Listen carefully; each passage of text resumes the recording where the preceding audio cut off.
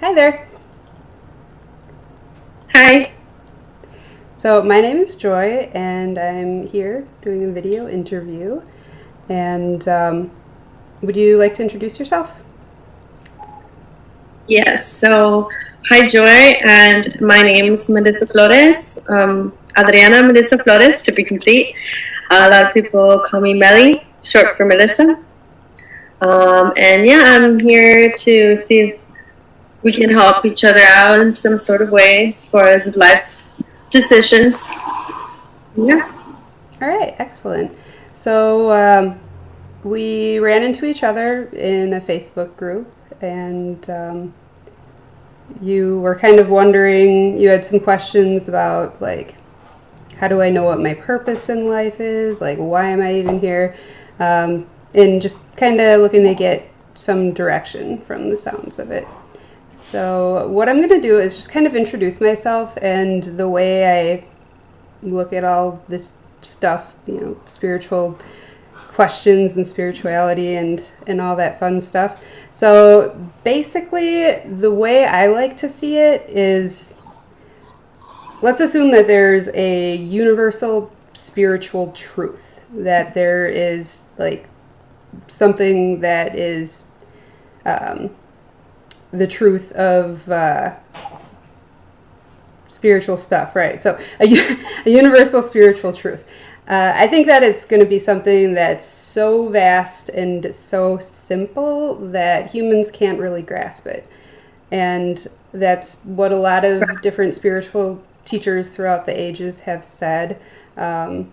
If you look into various belief systems, a lot of it comes down to there just like isn't a way to explain it. Um, Right. and there's a quote that I like. It says, "Silence is the language of God. Everything else is a poor translation." So, so basically, my point here is that I don't like getting really hung up on the words that we use. Some people like the word God, some people don't. They prefer like the universe or source or higher power. And to me, the words don't really matter that much. Like words are never accurate. Words are always inaccurate. They're Exactly. they're a model, an attempt to explain something. They're not the thing itself. They're not the truth. They're just trying to point the way to the truth, so we might be able to understand it.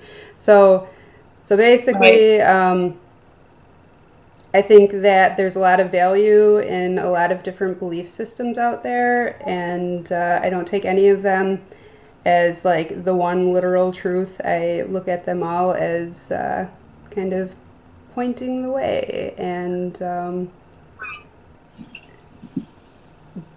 basically I'm looking for the meaning beneath the mythos. So I've been studying a lot of different systems, and I have found that there is an underlying theme in every religion that I've looked at, every spiritual belief system that I've looked at, in um, every tradition that I've looked at, and that is that we've got two sides of where people can be at that point in their journey, and one of them is love, connection, um, being in the present moment, empowerment, joy, peace. Well, hi, Lokio. And Oh, yeah. lovely. And on the other side, we've got fear, separation, our ego, being really focused on the past and the future instead of on the present moment, and disempowerment or powerlessness.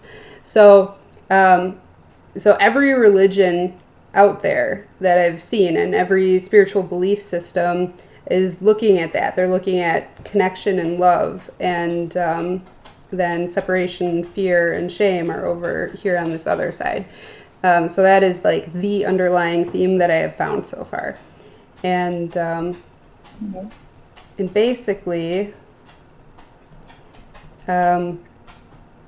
because the words are always inaccurate, I think it's really, really important for people to consider what people are saying and try to hear the meaning underneath what they're saying, but then only take what resonates.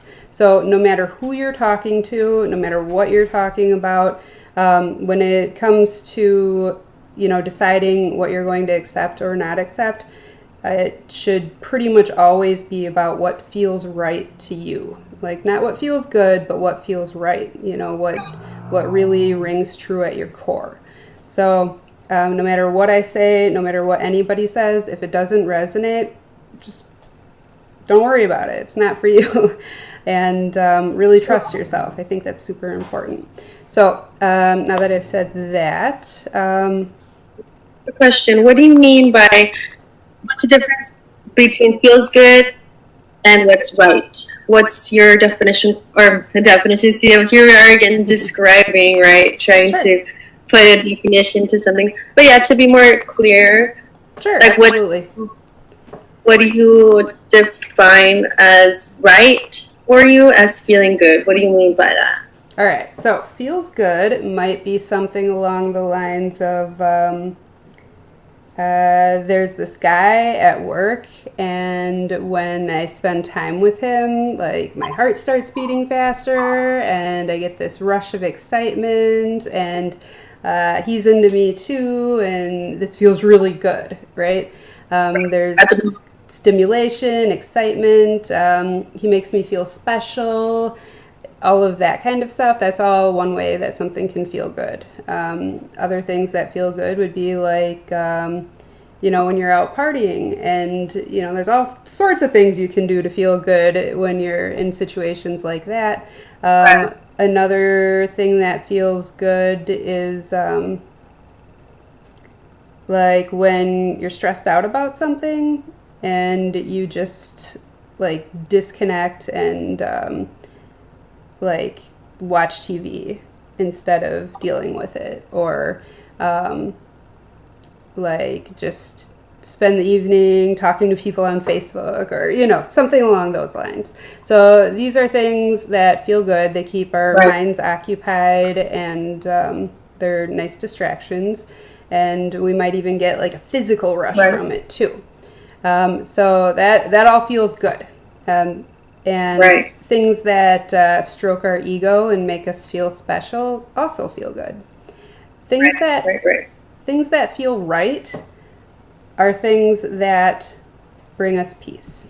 Things that bring us peace, joy, clarity.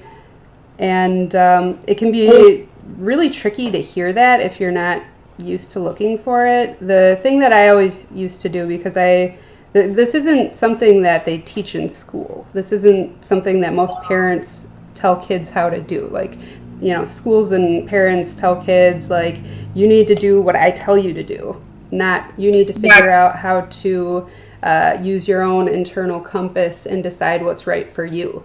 So what I used to do is, because I'm an empath and I'm energy sensitive, so my surroundings will impact my like state of mind, essentially, and my ability to focus and that sort of thing. I like to go out in nature, and there's a few places that I like to go. I live near Lake Michigan, so that's one of my favorite places. I'll just go plant my butt in front of Lake Michigan and sit there and stare at the waves, and, you know, try to feel small. and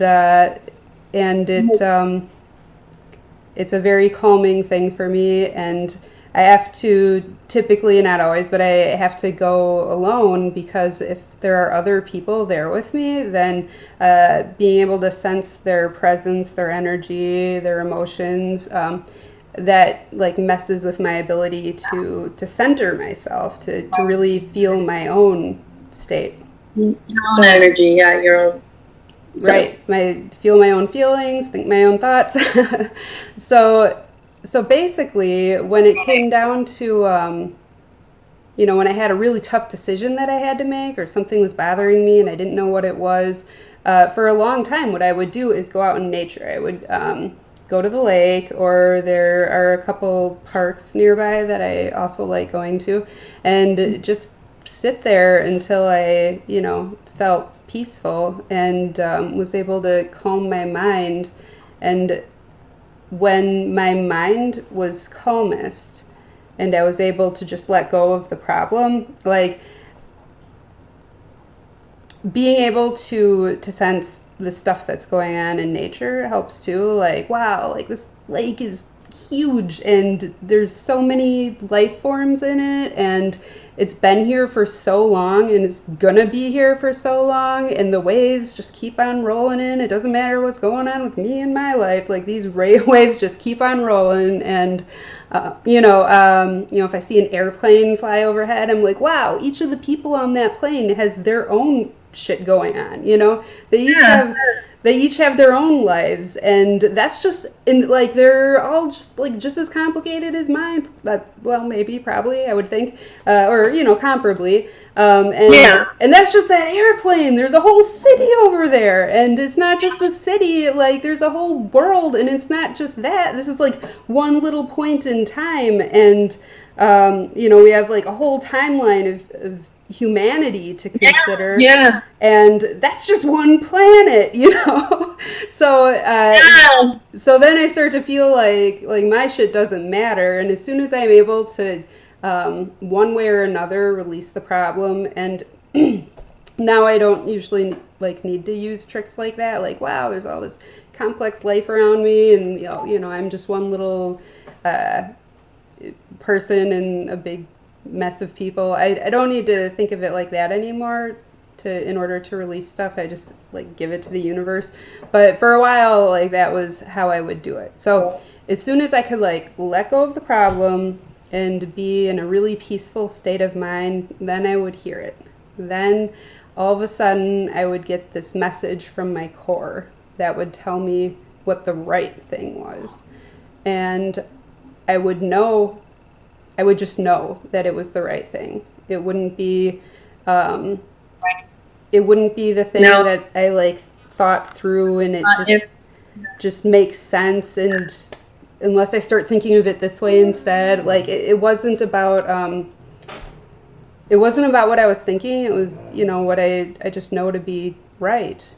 And right. And that you have what's right, like I said, when it brings you peace. You might not like it. I've made some really hard decisions in my life, things that I didn't like at all, that were very difficult, but I had peace with it because I had the clarity. I just knew that it was right. Right. So go with what feels right, not what feels good. And it needs to be your truth, the thing that resonates with you at your core, not what somebody else's truth, not what resonates with, somebody else's situation. So that's basically what I'm talking about, and that was a wonderful question. And I'm just going to keep on rolling. So we're going to talk about... I'm sorry? Okay, so we're... Can you hear me? Yes. Okay, me too. Great. Okay. Were you asking something or saying something? No. All right. All right. So the thing that I would like to do before we keep rolling, and I think it's really important to do just in general, and I do this throughout the day, and certainly before I do any kind of readings or energy work, or make any decisions, before I have any important conversations with anybody, before I deal with a stressful situation, or just because, is ground, center, and connect. And this is particularly important before readings and energy work. but so basically we've got 3 different types of energy that we can work with. As I understand it at this point in my journey, we'll see what I learn as time goes by. But there's 3 different types of energy. We've got our own personal energy, our life energy, the thing that animates our bodies. And most people can feel their life energy if they think about it. So if we take a moment and focus on our bodies and think, just focus on your feet maybe if it's hard, and just kind of like scan your body and work your way up, and just try to feel your life energy essentially, and focus on that. Right. That is centering yourself. And when we do that, it kind of helps us detach from all of the other nonsense that's going on, particularly for empaths, because we can, and anybody who's energy sensitive really, we can feel the people around us and that sort of thing. Right. So this brings us into ourselves. So we want to do that. Yeah. We want to do that. And then another type of energy that we can work with is earth energy. And I, at this point in my journey, have a really easy time connecting to earth energy. And one of the easiest things that somebody can do in order to connect with earth energy is just visualize growing roots out of either the base of your spine or your feet, growing roots into the ground, like really deep down. And this can be a useful thing to do if you're feeling chaotic energy, if you're a little bit anxious or overwhelmed, or even like if you're down about something. This can be a good thing to do because it helps release that energy that you don't want and replenishes the energy that you do, and it's grounding basically. That's a very good technique, actually. Yeah. I thought of that. So a lot of people have a lot of success with that technique. So personally, I just literally just pull energy out of the ground. But I mean, you can get energy from any of the elements. Like if you're in Fernal Lake, Michigan at the moment, you can get that. I have a candle going. So fire is also. So many crystals. Yeah, I collect so many crystals because I feel like, and I sleep with them, I take them everywhere with me, that I feel so connected with Earth. And sometimes I even feel that spirit guides connect with me in that way. It's so amazing. I feel so good with them. And actually, before we go on, I wanted to ask or make a statement or some sort of our own energy before we move on to the next energy. Sure. You're talking about how we feel our own energy, and actually, not too long ago, I posted on, I don't remember if it was the Facebook page that we met on or another one that I'm on. If anybody has trouble feeling their energy, because I can feel other people's energy very easily, but when I've tried to feel my own, I can't feel it. I have a very hard time. And I was wondering if it's because, and also when you were talking about, going out on your own and connecting with nature, and I find that I feel at my best and at more most calm also as well when I go on my own in nature. And I don't get that a lot. And so I was thinking maybe it's because I haven't been going on alone by myself out in nature lately that I can't feel my own energy. Do you think that might have something to do with it? Because I feel also very anxious all the time and lost. And I feel the fact that I feel lost has to do a lot with the fact that I don't get a lot of my alone time because I'm feeling a lot of other people's energies and thoughts. And there's actually also been going on this certain thing that has been happening to me recently where It's almost that, and it happens at random times. I don't know when it's going to happen.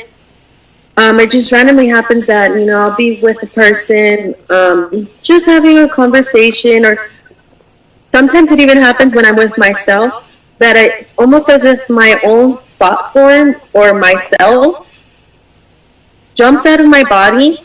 And when it's with myself, it jumps out of my body and it's observing me from another, like if I was another person in another person's point of view. It's like if I'm talking with myself. But when I'm with another person, it happens that myself like jumps out and goes into that other person's thought form and body, and I'm actually in their body for a few seconds, and I can actually see the thoughts that they're having. Like so many thoughts just running. They almost look like little sperm cells, but they're like electric, like they're electricity, and they're running all over the place. And I'm like, what is going on? Like, and I can see and feel their thoughts. And it's so weird because my body goes like, almost like it's like not like it's frozen in time. And then all of a sudden, and I fully understand what they're saying. Like fully understand why they are saying the things they're saying, and they're thinking the things they're saying, even the thoughts that they're about to say. And then all of a sudden, it's like myself jumps back, and I don't know what that is. I don't know what that is either. Sure. Yeah. Well, first of all, that sounds really draining and overwhelming at the same time. Yeah. And I do think that it has to do with lack of centering and probably lack of grounding too. And absolutely, it would definitely help you to get out in nature alone more. And I really truly believe that everybody should do this. And right. Particularly empaths. Empaths really need that time because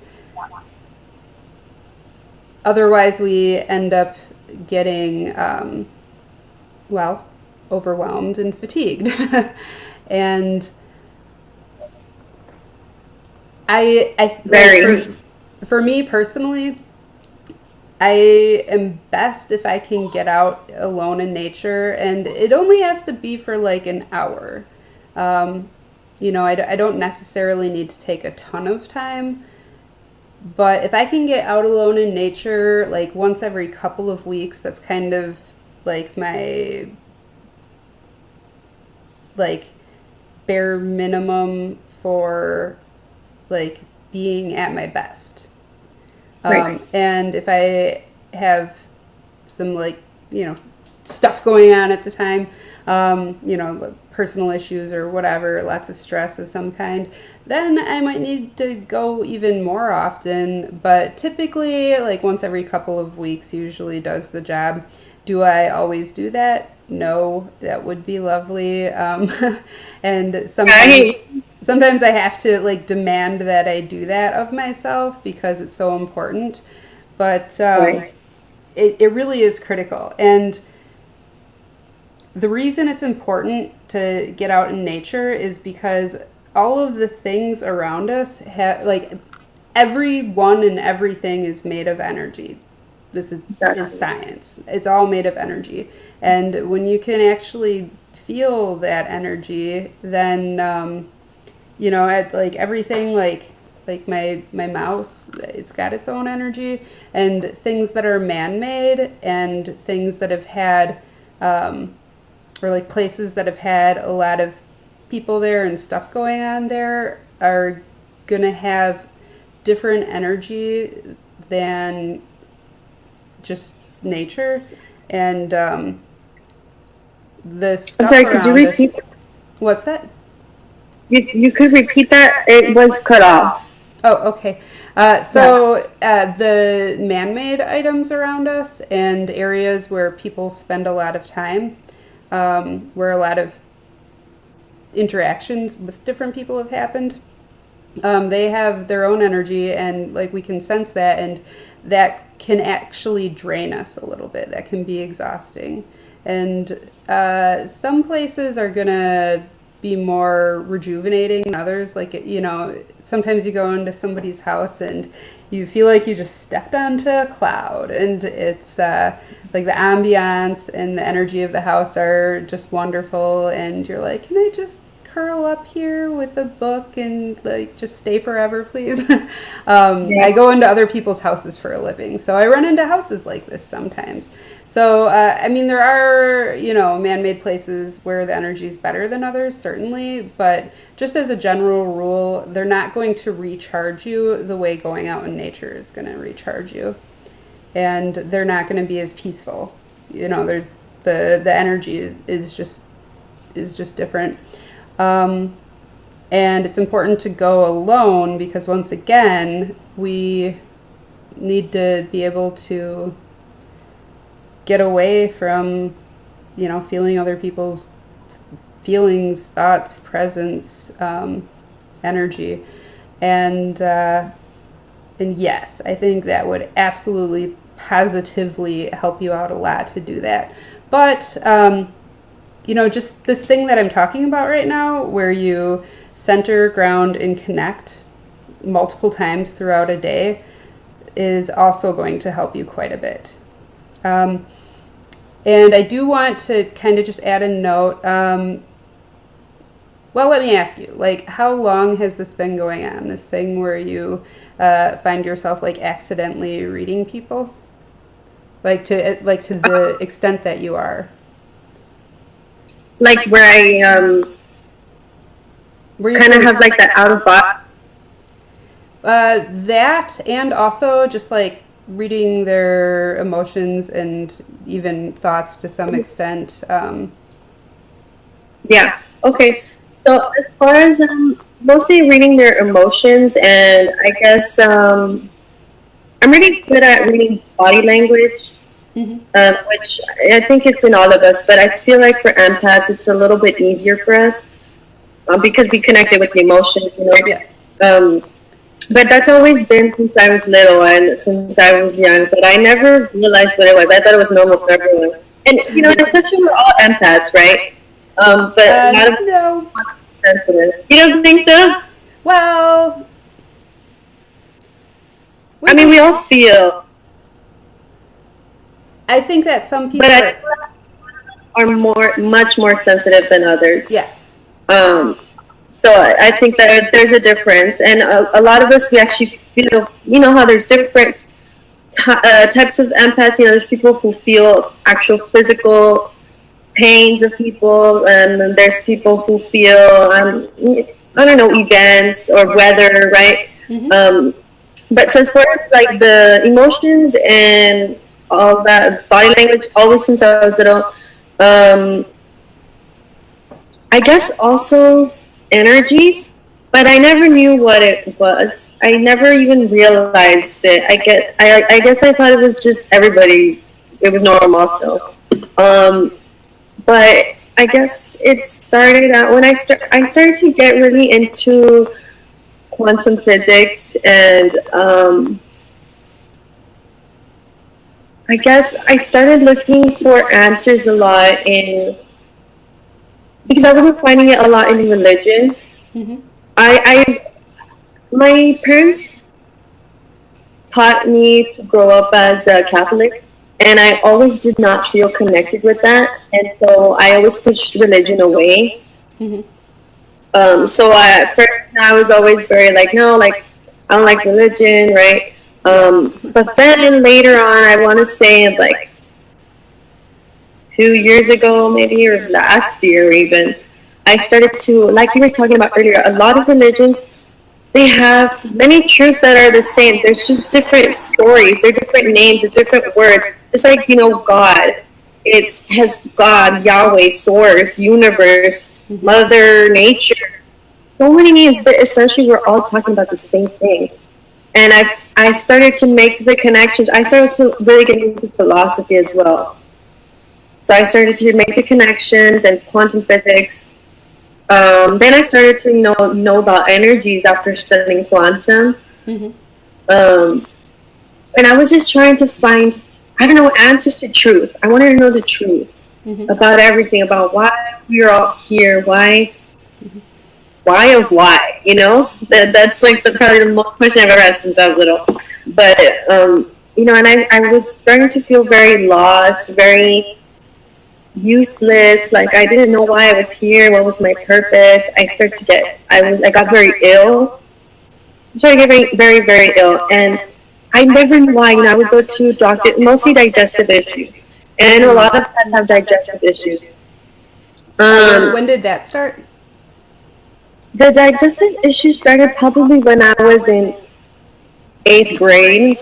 Okay. And I want to say like when I was like, I'm not good with numbers so much, around 12 years old maybe. Okay. But and the depression as well. Okay. And I would ignore it because I thought, oh, I'll go away, right? Never did. I got acne, my hair started falling out. And I've always had this nervousness around people. When I was younger, I was very shy, very, very shy. I don't know what it is that brought it out in me later on that I just started talking to people. I didn't really care. There was this, it was this very recently actually where I found this blog post. I would go to doctors and then psychologists, psychiatrists to see why I was feeling the way I was feeling. Most of all, I felt lost. I felt depressed as far as emotions, lost and depressed, and no sense of purpose, right? And then as far as physique, digestive, acne, weight loss, hair loss, I don't know, horrible, right? I just wanted an answer, and nobody ever gave me an answer that I was like, oh, you know what? This is what it is. No, everybody was. Conventional doctors just treat symptoms, right? So I started to do my own research.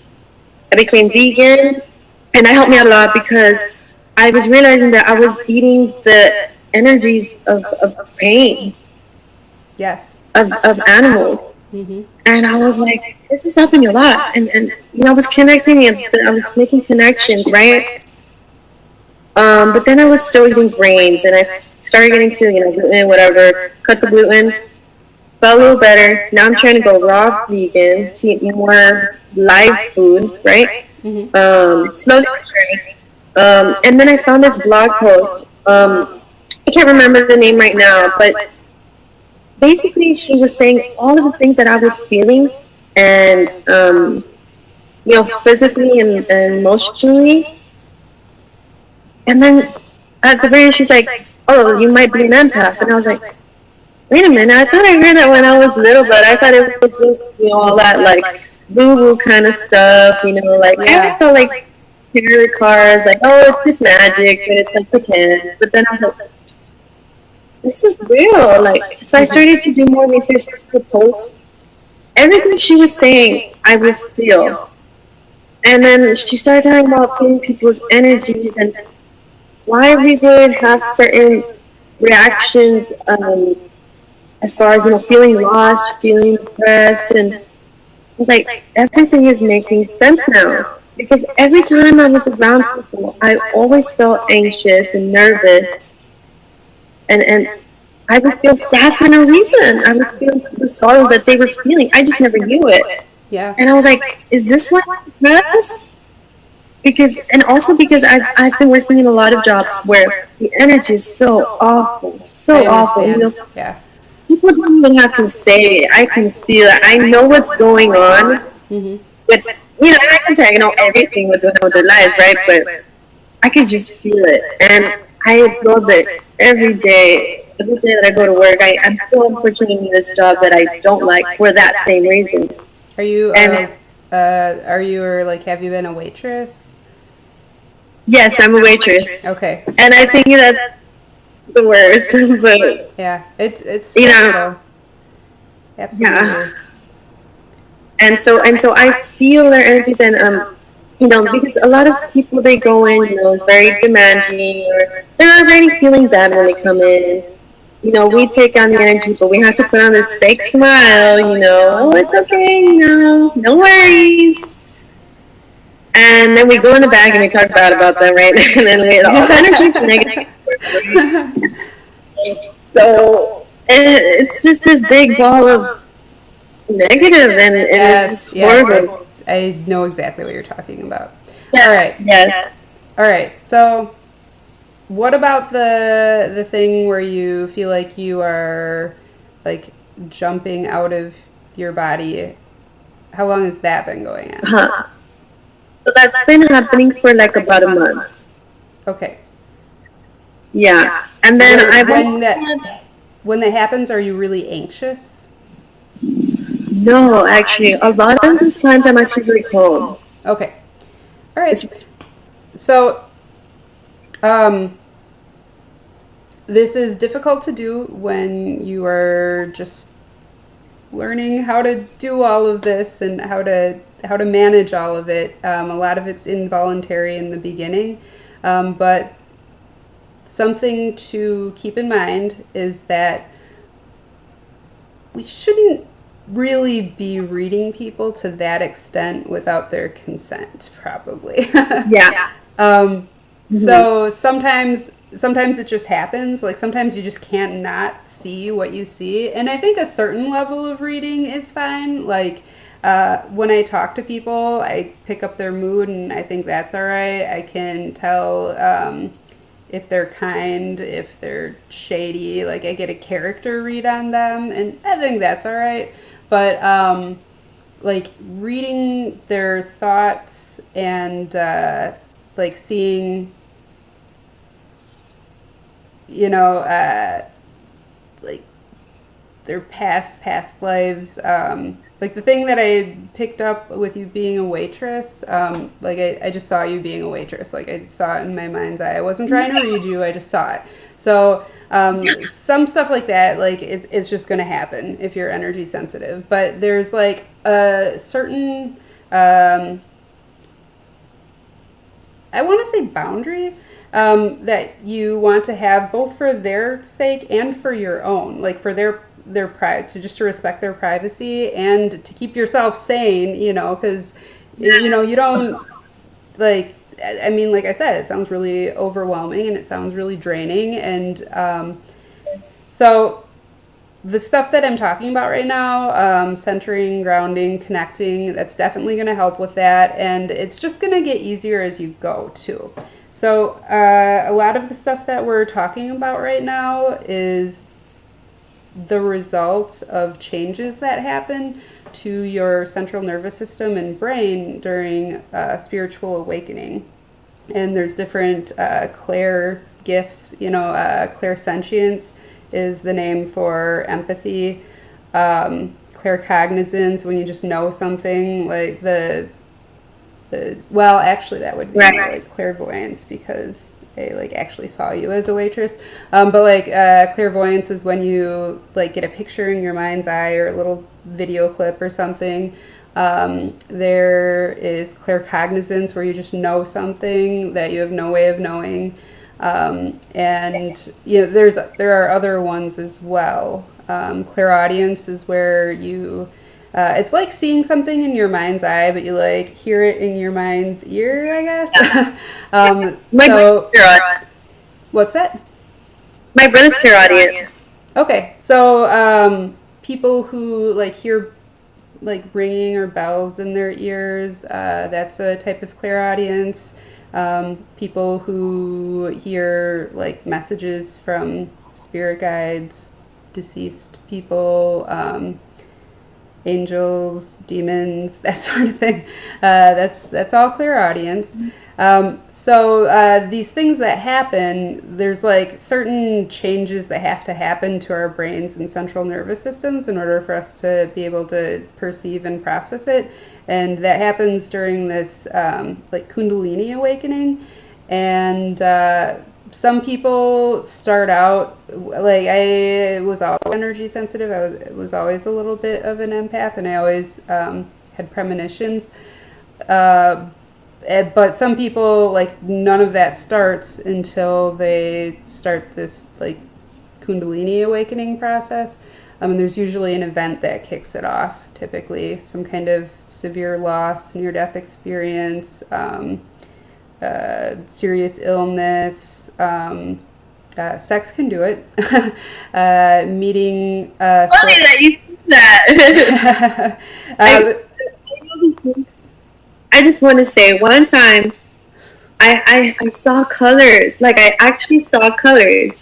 It was really weird. It was just like, what? Like, I don't. And it was mostly purple, red, and green, a few blues, but I was just seeing, I was like, what is this? Really odd. I totally hear what you're saying. I have had that in meditation, and I've had it when I'm just in like a very peaceful state. Sometimes I can actually see like little particles of energy and things too. But yes, I've definitely seen that kind of thing as well. Um, and again, like we need to have certain parts of our brain activated or, certain changes to our brain in order to be able to see and process that kind of thing. So,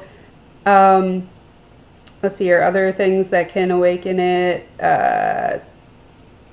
like spiritual practice, meditation, yoga, like that's what Kundalini yoga is all about. Meeting somebody that you have a soul connection with can do it sometimes. And so, anyways, That my boyfriend's an empath as well, and when we're together, we have certain like the whole seeing the colors thing that happened with me and him. I don't remember if he saw colors or not, but sometimes when we're together, we experience the same feelings as far as like we feel. I don't know how to say. Are we like we have the same sense of knowing sometimes of certain circumstances or certain things like that. Like as far as like how you were saying Kundalini, clair the feelings, clairaudience clairsentience, and clairaudience. Yeah, we'll have certain things that happen like that when we're together. okay, so it could be that you're just picking up on the same thing, or it could be that you're connected to each other, or it could be both. Yeah. But all right, so basically, what happens with this Kundalini awakening is a lot of people, when they go through this, they think that they're losing their mind and or that they have something physically wrong with them because they're having symptoms. Like they have sensory symptoms, they have psychological symptoms, and like there's social things that go on. There's certainly physical symptoms. Digestive is one of them. And the good news is that it goes kind of in an upward spiral, and there are, like, it doesn't stay that intense. There are, like, spurts here and there, but it's not like whoosh, like just this big never-ending rush that like you're just gonna feel like you're losing your mind for the rest of your life. It's not like that. It will calm down. Almost like what we think we can handle, kind of, as we go, as we get into it, kind of. Is that I had seen a video the other day of another individual who she was, I believe, clairvoyant, and she was saying that usually sensitivities come not all at once, but how do you say, like in short spurts. Usually because the universe doesn't want to scare you, it wants to slowly get you to feel it, right? You don't like, get more than you're ready for, yeah. Understand slowly, right? Yeah, she was saying about, you being ready for certain circumstances, certain situations, right? Yeah. Is that what? Yes, but I mean that doesn't mean it's going to be a smooth ride, because often it's not, and there are certain circumstances, certain types of soul connections where like you meet somebody and your life just and you go through a lot of changes in a short period of time, and you start to like really wake up with the clair gifts and go through a lot of this awakening stuff, and there are a lot of changes in a pretty short period of time. And it's just like, buckle up, Buttercup, you're in for a rough ride. And that can be a thing that happens, but even when that's the case, that's something. I'm sorry? Is that how what happened to you, or were you always very empathic, or was it, you know, short spurs? Did it come in, or how was it for you? When I was a kid, I remember I used to lay around looking, lay in the grass, look up at the clouds and kind of wonder, or go sit in a tree and sort of sit there and ponder this question a lot, because this kept happening to me. Are my dreams coming true because I dreamt them and that made them happen? Or did I dream it because it was gonna happen and I just knew it was gonna happen? So I don't remember exactly the like any specific examples of a premonition that I had in a dream, but I know that it happened fairly regularly because it was something that I would sit around and ponder. And I was always energy sensitive in terms of like being able to feel nature and just pick up on stuff about people. So I always had a little bit of empathy going on too. I was always a little bit of an empath, but it wasn't really that strong until I was in my early 20s, and I lost somebody who had been, like, we'd been out of touch a little bit, like, recently, but we had been very close for years before that. She was my best friend in high school. So I lost somebody important to me, and that seemed to, like, really set off the majority, like a big Kundalini awakening surge. And at the time, I thought I was losing my mind, or I was also, I thought that there was something physically wrong with me, and I even got an MRI done. They were looking for multiple sclerosis because I had some of the symptoms of it, the neurological stuff.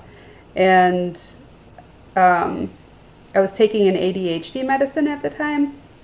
And I later, because this happened a long time ago, when I looked back at that period in my life, and for me, like, I didn't even work for like 6 months because I was so overwhelmed every time I left the house by all of the energy around me. And I was like, I can read people's minds. It's terribly unpleasant. It's really loud and overwhelming, and I don't like it. And if I have to go to the grocery store, I want to go at 9 o'clock at night when there's hardly anybody there, because this is just too much for me. And for a long time, I went on, and so basically what ended up happening was it calmed down and I went on with my life. But for a long time, when I looked back at that period of time in my life, I blamed it on the ADHD medication and thought it was amphetamine psychosis. And then just recently, I started learning about Kundalini awakening, and I started looking into the symptoms of amphetamine psychosis, and I did not have amphetamine psychosis. That is not what was going on. Those were awakening symptoms.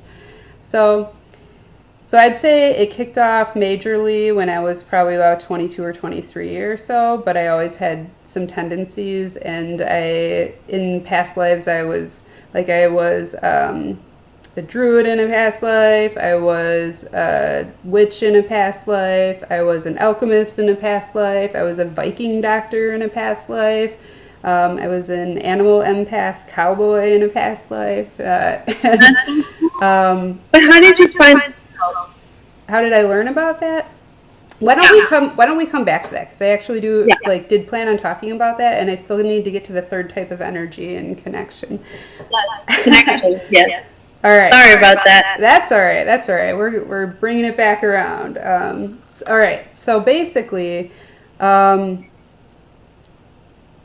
what I was trying to get at is that what you're going through right now is actually really not all that unusual. People who are awakening have it's not the same for everybody. Different people have different experiences with it, certainly, but feeling like you're feeling is a very typical part of the process. And there's some good articles on there. There's a site that I like called The Awakened State, and there's an article on there about awakening symptoms. And then even just if you Google it, there's like an article that's like 51 symptoms of awakening or whatever. And going through a list like that can make a lot of things make a lot of sense for a lot of people, I think. So that's a good thing to check out. But the important thing to know is that you're not losing your mind, probably. And and it's going to calm down. This too shall pass. It runs in cycles, and like now I'm significantly more energy sensitive, and like I've got way more clair stuff going on than I ever have before. But it all feels a lot more manageable to me now, and it's partially because I've been learning how to deal with it, and partially because it just gets easier as you go. And to finish what we were talking about earlier, you said, is that what happened to you? Like, how did this get kicked off for you? So after the experience that I had in my early 20s, I was able to feel energy and feel people's state well enough that I just instinctively, and I never read anything about this. Like, there were some times when I tried to look into this sort of stuff before, and people would be talking about like crystals and angels, and I'd be like, woo, no thanks, I'm going back over here to the land of the sane people. Thanks for having me, but I'm out. Because it was just like too out there for me, and I was always a very, very, very skeptical person about that kind of thing. And I was brought up extremely religiously, and had sort of turned agnostics, and I was pretty much just like, well, there's no way to really know anything, so what's the point in believing anything? I felt that way, believed that for a very long time. And so then what happened is,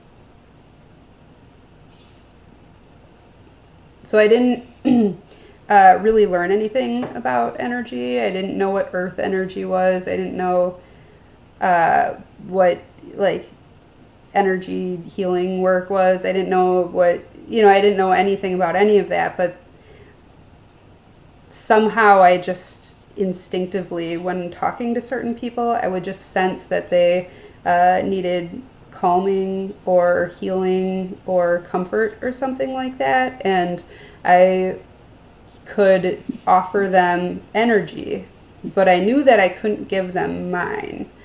So what I would do is just literally pull energy out of the ground around me, and sometimes out of the air around me, and offer it to them. And people would say, wow, you have such a calming presence. And Earth and the universe. Yes. So what I was doing, and I didn't realize it, is I was literally grounding people. And I never really talked to anybody about it. I didn't really think much about it. It just felt like the most natural thing in the world to me. And I also had done some...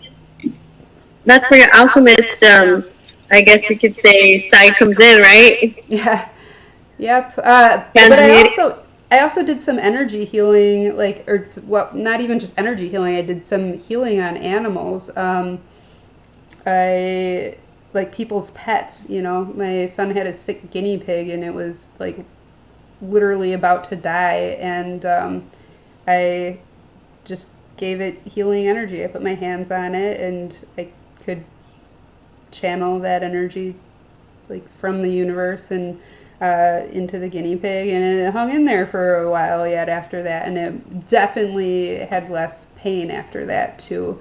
And then I did something, it wasn't as dire a situation, but a dog that had a hip problem, and I did the same thing and got very good results. And I think I've done it giving people massages too. But I mean, a massage is also helpful just for, you know, blood flow and, you know, physical reasons too. But in any case, after the awakening surge in my 20s, I was doing energy work without even knowing what energy work was. So then the next like big surge that happened with that sort of thing was actually just, I want to say January. That's when that started. And what happened was it was a soul connection thing. I met somebody who kind of kicked it off, and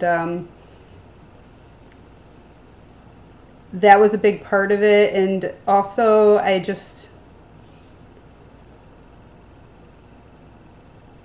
had a tarot deck. I have a tarot deck that I had bought years before, that I was pretty much just using. Like, I kind of thought of it as a self-exploration tool. Like, it was there to help me introspect, and I figured it was probably random, but like it would help me explore different ways of looking at a situation. And I was open to the possibility that I was unconsciously shuffling the cards so that certain cards would come up because my like unconscious mind wanted to tell me something. I was open to that possibility. But despite the fact that I was that critical, when I first got the deck, I went through each and every card and I read the description of the card, and I got a feeling and an idea of what it meant, and I imprinted that onto the card. Nobody told me to do that. Nobody, like, I didn't read it anywhere. It seemed like the thing to do. So despite the fact that I had taken the time to do that with each card in this deck, I still like hadn't really like consciously connected like what was going on or whatever. So so for some reason I had decided to start, and my tarot readings had always been like eerily accurate, I think is the term that I've used for it. But again, I was skeptical and didn't want to think too much of it, but you know, the cards that would come up, it's like, wow, what are the odds that of all the cards that could have possibly come up, it was these in this spread about this question and in those positions in this spread. But again, I was very skeptical and I didn't think much of it. So I started doing tarot readings again after not having touched my deck in a while. I don't know, maybe like December or so, November, December this past year. And then something happened in January that like kind of helped me make a connection, and basically that's when I realized that not everybody is energy sensitive. I am in a lot of different Facebook groups, and like they weren't about like anything spiritual at all. And I went in and just like asked a bunch of people, like, hey, can you feel somebody's mood when they're in another room and you can't see them, hear them, and you don't know what's going on? Can you feel the energy of a place? Can you feel the energy in nature? Can you sense somebody's presence if you can't hear them, see them, smell them, whatever. Those types of questions. Can you like sense the energy of an object that you're holding in your hand? That sort of thing. And I was pretty amazed because a lot of people were like, wait, you're saying there are people that can't? And a lot of people were like, that's not a thing. Like, if you think that's a thing, it's just your like subconscious mind like telling you that to try to get you to like, it's just how you're processing something that you had picked up from like things that you didn't, like physical things in the environment that you didn't like consciously process. So basically I got a lot of mixed responses, and the people who were energy sensitive were like, wait, there are people here saying that this isn't real. Like, are you going to tell me that purple's not real, Max? Because like I can see it, like I sense this, like I actually, it's happened where I've smelled memories, and I've felt colors as well. I think it's like a mix. Mm-hmm. Is that something about like, is that has to do with empath, like, or clairsentience, or I don't know what it is, or maybe I feel like it's a mixed match of my senses. Yes. Like they mix and match. Yeah, there's a word for it. I want to say the word is synesthesia, but I can't remember for sure if that's accurate or not. I do not know if that's related. But I know, have you ever heard of the term indigo children? Yeah. So that came from somebody with synesthesia because she could actually see people's auras as the result of her synesthesia. And she started she found a correlation between the color of somebody's aura and their personality traits and characteristics. And she started seeing all these kids at the time that had indigo auras, and it was a new thing. And she, called them indigo children or indigo kids or whatever it was. And, I think wrote a book about it. I don't know. But in any case, in her case, it seemed to be related to being able to read people. So basically, with the thing that happened with me, I started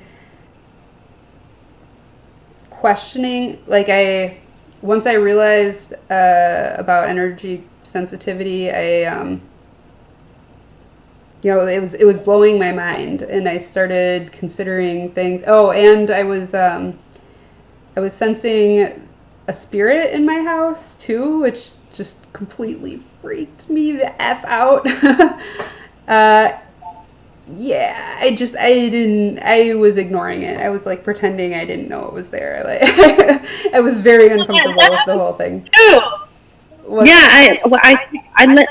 Okay, you hear me? Mm-hmm. Okay, well, I live right next to the Rio Grande River, like literally, like it's a couple of, probably like 3 blocks away from the river. So there was a lot of wars here, as far as natives defending their people, and they never were like, this is my land, because, but it was their land, right? And so a lot of Indians died here. Mm-hmm. But I remember there was this one time or period in my family's life where our house, it's still very heavy right now, but it was tremendously heavy, and I could feel it, and I could feel that there was like this other, like almost like other beings here. Mm-hmm. But I didn't necessarily feel scared. But I knew there was other beings here. And I remember asking this carpenter one time, I was like, hey, is there other beings here? And I had a feeling like they were Indian people. Mm-hmm. And I was like, hey, are there spirits in my house? She's like, yeah, they're the Indian spirits that died on your land, from all the, wars, or from when they would cross over, they wouldn't make it, or from the river, right? And I was like, I thought so too, but I'm not scared. She's like, yeah, don't be scared. They're just there chilling, you know. Like, I Yeah. mean, they're not chilling, but no, they're not harmful or anything. Sure. But yeah, that happened to me too. All right. Yeah. So this is like a whole subject in and of itself, that's worth looking into for sure. It's not something that I know all that much about. Like the one that was in my house realized that I could sense her, and it was a little girl, and then she started following me around everywhere, so I like had to deal with that one.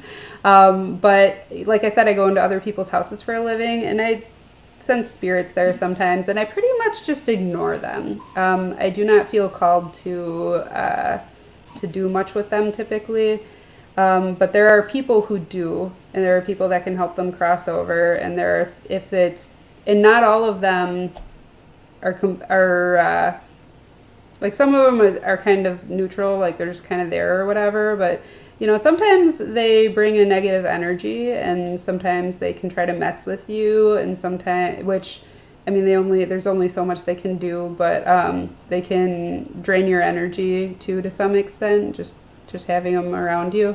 So there are things that you can do to clear out your house if you want to do that. So that's worth looking into if it's you know, something that feels right for you to do. But okay, so then I was my mind was blown, you know, and I'm like touching trees, and I'm like, oh my goodness, like I feel energy from trees, and then like at some point, like, oh my goodness, this one had a message for me. Like, it just told me something. I'm freaking out. Who am I? What is life? I used to say that, like, for months, I said that every single day. Like, so it was just new thing after new thing after new thing. You know what? It's still like that. It's still like that for me. I'm still getting, like just when I think things are, like, starting to settle down, it's like, oh my goodness, this is a thing. Like, but now I'm more chill about it now. But for a while there, like every single day, I was like, "Who am I? What's going on? This is not me. I am not somebody who goes around talking to trees. Like this is not a thing for me. And I'm doing this. Like, who am I?" And then some things would just blow my mind so much. I'd be like, "What is life even?" I'm like so confused right now. So I mean, it can be overwhelming here and there, but. So basically what I did is a tarot spread, because then I started wondering like where the source of insight in my tarot spreads was actually coming from. And I wrote a spread. I call it the source spread, and I've actually posted it in some tarot forums, and people have just absolutely loved this spread. And I've adapted it and used it for other purposes too. But and it was, you know, asking, like there's a card that represents me, a card that represents the source of insight, a card that represents our relationship, a card for what I want from the source, what the source wants from me, what blocks my connection to the source, what removes the blockage, and then just like a general advice card. So basically what that spread told me was, well, the card that came up for to represent the source of insight or whatever for the tarot was Judgment, which didn't actually tell me a whole lot, but it was kind of a cool card to come up in that position. But the entire message of the spread basically was that what I needed to do at this stage in my life, what my focus needed to be at the time, and I mean, I guess I'm still there, is learn about all of these different belief systems that are out there, but don't take any of them as the truth. Like, be critical about it. Just learn what they have to say, and try to find the meaning, and just be really open-minded. Just be as open as possible. And that's what I've been doing. And that spread that I did was a pretty big turning point for me, because that's when I started to really explore a lot of this stuff. And it really has just been like one thing right after another. But I will tell you that I am far, far, far better than I have ever been in my entire life, for sure, despite the fact that it has been quite a whirlwind for me. So, that brings me back to the third thing, which is connection.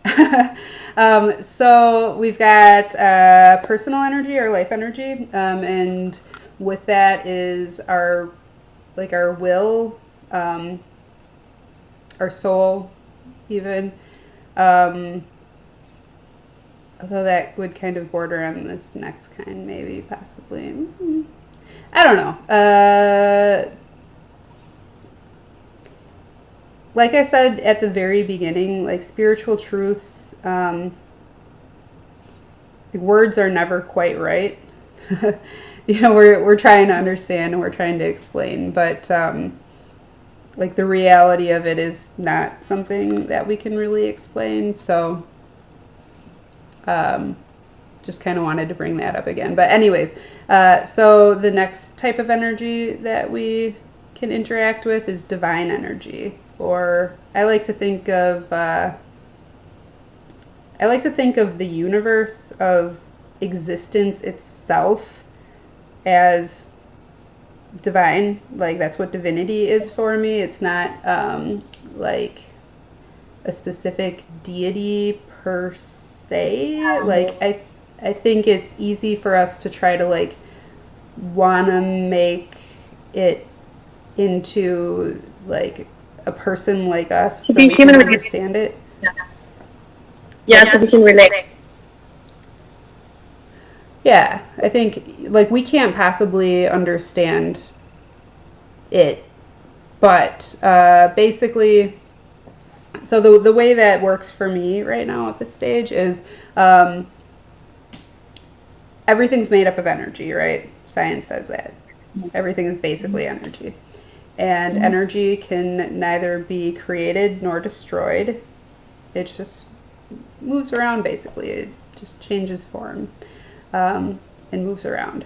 So that means that everything, my body, my necklace, my cell phone, everything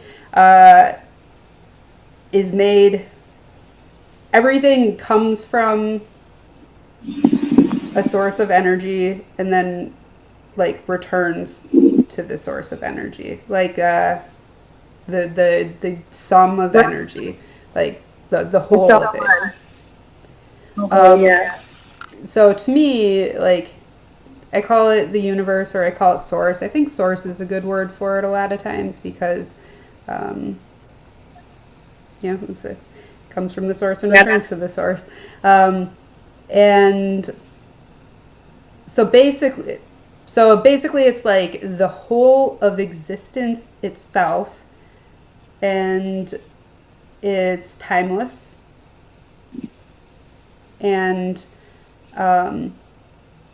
so basically connecting, so grounding is about earth energy, centering is about our personal energy, and then connecting is about divine energy. And we can connect by, like, one of the easiest ways to do it is to envision like pure light, pure love and light, like coming in through the top of our head. And some people see it as like a cyclone coming in.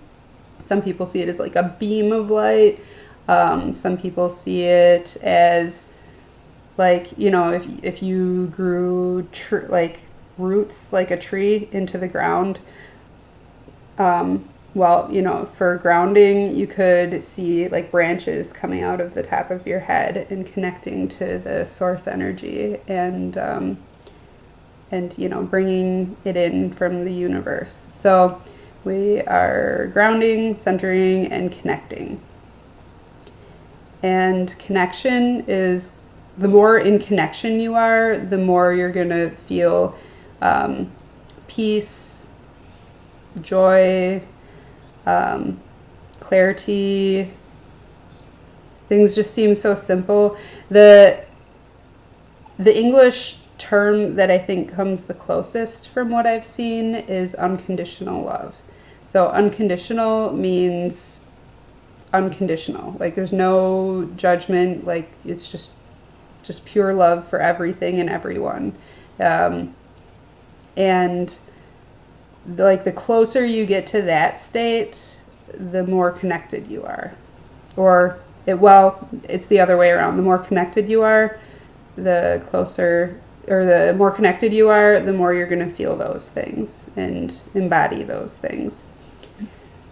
So anytime, like I said, anytime you do a reading, anytime you do any kind of energy work, and just whenever you feel like you need to throughout the day, you want to do those visualizations and ground, center, and connect. So we should just like take a minute and do that right now. We've been just sitting here talking for I think a couple hours now. So let's go ahead and do that. Since centering seems to be the most challenging for you, why don't we start out with grounding, then connecting, then centering.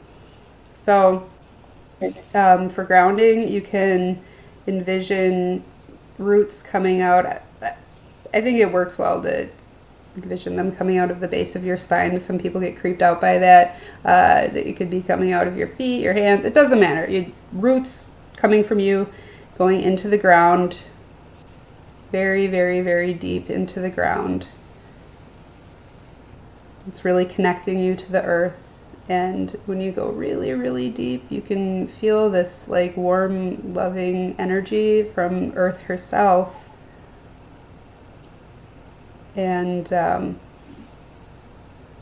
it's a very calming energy.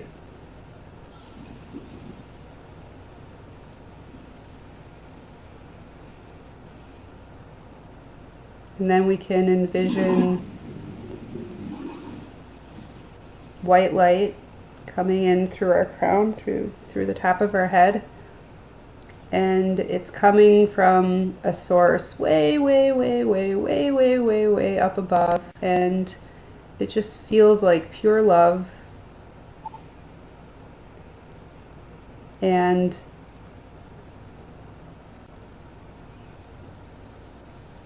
it comes in through our crown and fills up our whole body. And the energy from the ground and the energy from the universe connect at our heart.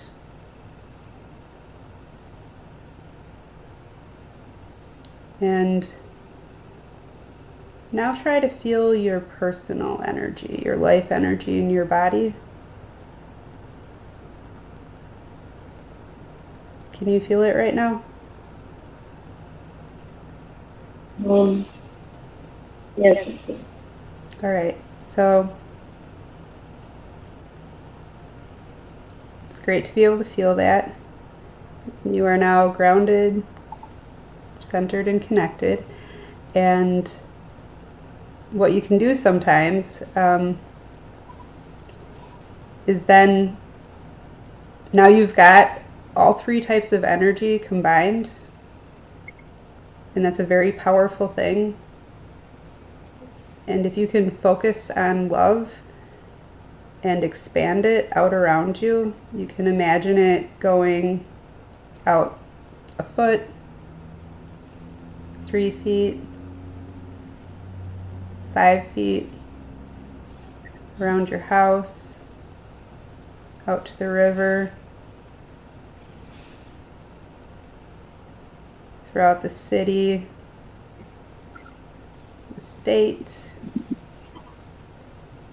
the continent, the whole world, out, out, out, out, out, until it connects to that love again.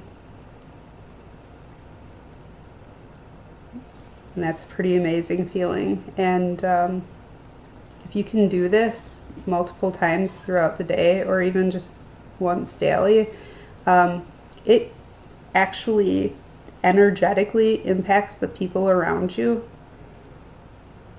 and can actually change the world just by you doing nothing else other than this. You can make a positive change around you. So now, if you do this before you go into work, yeah, you're going to be surrounded by a lot of frantic energy, a lot of miserable people, and a lot of stress. But if your presence is stronger than their chaos and separation and stress and misery, if your presence is stronger, you can actually offer that to them and they don't have to impact you negatively. You can actually transmute the negative emotion around you into positive emotion by doing this.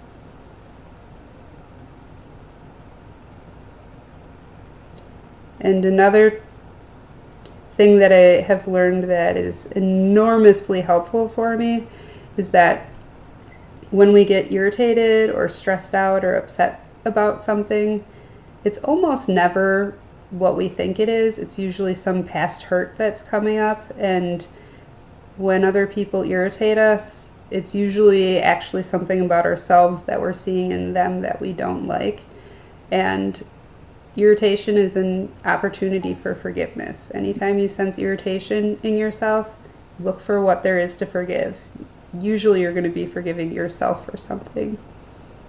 So then this love that we're connecting to, this love that we're feeling, we hold that for everything and everyone when it's unconditional, and that includes ourselves. You know, we have to forgive ourselves for not knowing what we didn't know before we learned it. And that can be something from 10 years ago, something from a past life, something from 2 minutes ago. We have to forgive ourselves. It's just where we were in our journey at the time. You know, everybody does the best they can, no matter what's going on. They were doing the best they could with what they knew at the time. It's just where they were in their journey. So when we can hold ourselves in a place of compassion and unconditional love, we can give ourselves, and we can do this for other people too, it's good to do it for other people too, we can give ourselves space to make what we might consider mistakes or to hurt. We can give ourselves space to hurt and hold ourselves in loving compassion, and just allow that to be, and then it passes. And whenever we need, we can connect whenever. So the fun thing about connection is that we actually are always connected. We just don't always realize it. Like we never don't exist. We always have, no, not we always have source energy. We always are source energy. Everything is source energy. It's not just that we have divinity within us. We are divine. We are source energy. So anytime we feel like we're separate, that's just our mind's playing a trick with us. We're never actually separate, and we're never alone. We are source energy. We're connected to everything and everyone throughout all time. And connecting and being like fully present helps us to feel that, and that illusion of separation, the thing that makes us feel at the worst, shameful, afraid, alone. When we realize that that's an illusion, we can just focus on connection, and then there we are, we're there. So, how are you doing? Feeling a lot more calm, that's for sure. I can tell. Mhm. And you can do this anytime you want to, anywhere. I ground myself as I'm driving down the road. And I connect as often as I need to as well. So it's a nice thing to remember to do. Definitely. I think I'm actually going to lie on the grass for a bit after this. Looks very appealing. Yes. Around myself. There a little. Yeah, go ahead and do it, and you can just be present there. You know, just be in the moment and just be. Sounds wonderful. I kind of want to do that, but it just stormed. I think it's going to be all wet. Oh, no. Maybe. Like, sometimes I don't mind that, but like tonight I might. But in any case, so the message that you sent me when we connected, you were asking about whether I could do a reading for you and help you figure out what your purpose is and maybe figure out some past life stuff. So my answer is that sometimes I can do some of that, but I think you're going to find it much, much, much more rewarding to discover these things as you travel along your journey. And there are ways that you can ask Source or the universe to help you in discovering these things. So somebody like myself, like, because sometimes I do pick up stuff about people's past lives, sometimes I don't.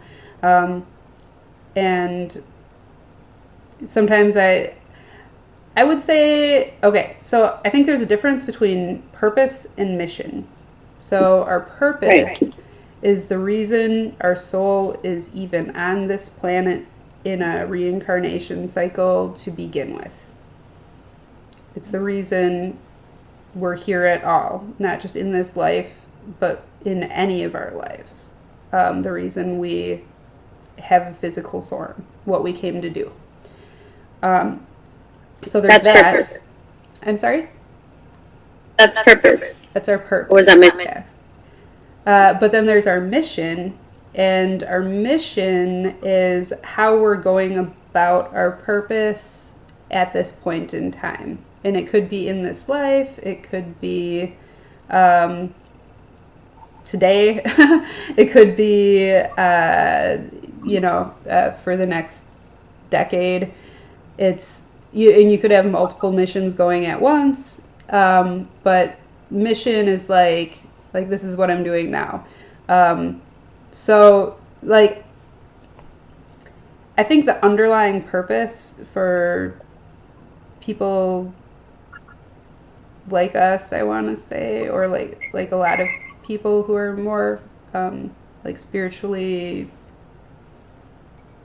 like further along in their spiritual journey than the average person is. I think a lot of us are here to help humanity rise to a higher level of consciousness, to become more awake, like the whole of humanity. And I know that my purpose involves doing that largely for the sake of the planet herself. I'm here for you could say the Earth Goddess, or call her whatever you want to call her. That's a big part of my deal. So I think that that's the same for a lot of people, though how they go about it differs. In my case, my purpose as it was put to me is heal the healers, heal the planet. And I just got goosebumps when I said that. So the thing is, though, I think all healing is self-healing. And I don't think we ever really learn anything. We just remember it. And I think that everybody is both a teacher and a student at all times. And it makes it hard to explain like what I'm here to do, because like, so basically, my the thing that I want to do is let divinity just flow through me. I want to be a conduit for the divine. I try to get divine guidance for like everything, and I try to step out of the way as much as possible and just let it come through me. So when I have a premonition, when I hear angels talking to me or see them sometimes, when I'm reading people, when I'm doing some kind of divination like oracle cards or something like that, when I'm explaining something to somebody, when I'm just being, all of that, like, it's not actually me. When I'm like giving people healing energy, none of that is actually me. That's what's coming through me. And the more I can just step back and get out of the way, the more that's going to come through me. So that is what I'm. Yeah, Reiki. I am actually a Reiki master. Yes, I thought I saw you post that. That's what I was like, I need a picture. You know, Yeah, I'm going to be completely honest, and if anybody who's into Reiki sees this, they're probably going to get mad at me, but like, I'm not so sure that it actually did anything for me to get those attunements, because I was already using that healing energy on myself and on animals, and I think just on myself and animals at that point, but I was already using, well, no, I would send it to people too if I felt like they needed it, but it was like I'd do it without touching them. But in any case, the Kundalini awakening from my early 20s, like since then I was able to tap into and use that energy. I didn't actually need the attunements. But it's for some people that's they do. So I'm not saying that there's no value in it. I'm just saying like people who are into that a lot of times are gonna tell you that like you have to get those attunements done by a master in order to be able to use Reiki energy. I don't think so. I don't think that's the only way. But in any case,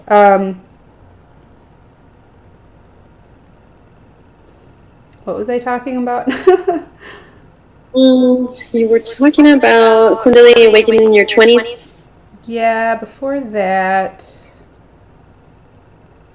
That my purpose and mission.